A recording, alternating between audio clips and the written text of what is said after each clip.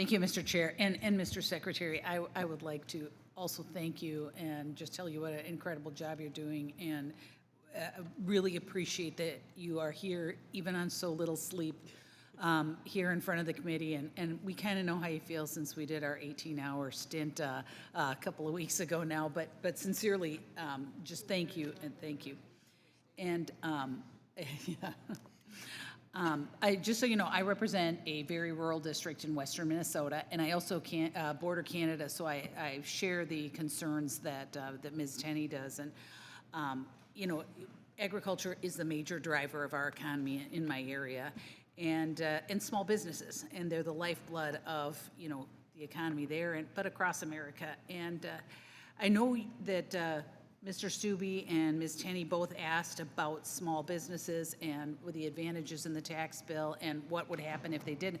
But if you could, not only those small businesses, if you maybe would expand on what would happen to our farming industry, what would happen to our farm communities if we didn't pass this bill, if it didn't it become law? Well, Congresswoman, as you may or may not know, I am a farmer and grew up in a rural area. And so let's talk about the positive and then the cataclysmic.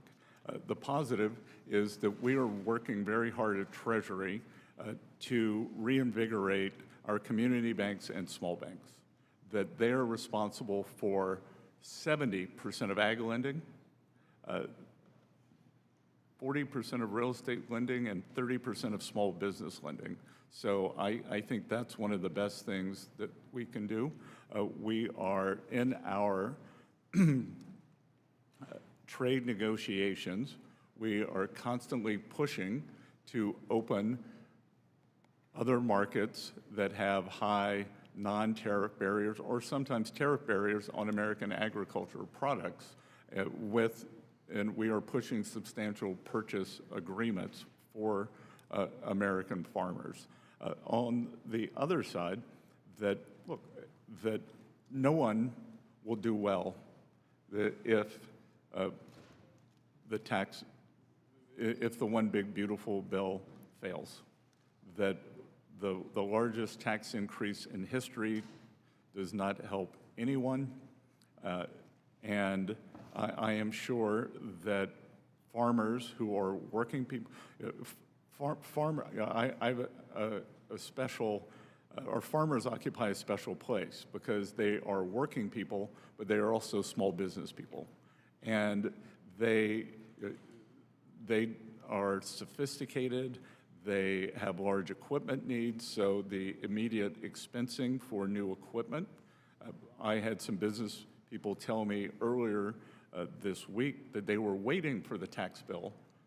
They know that they're going to be able to get 100% expensing for the tax bill. As President Trump said in his address to Congress, it will be retroactive to January 20th, but they need 100% certainty because, as I'm sure so many of your constituents operate on razor-thin margins, that without the surety of the tax bill, without knowing they're going to get the 100% expensing, that they will not be able to buy the new equipment that will give higher yields.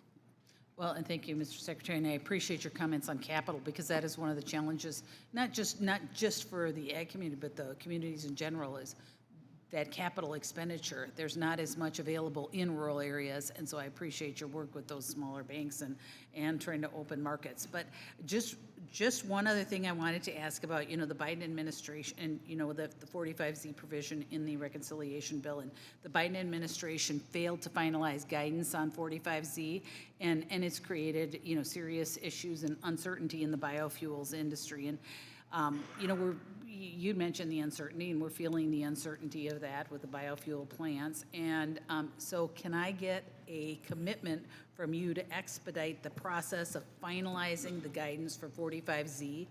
And can I also ask that you would work with myself and other members of this committee to make the credit the strongest it can be for American farmers?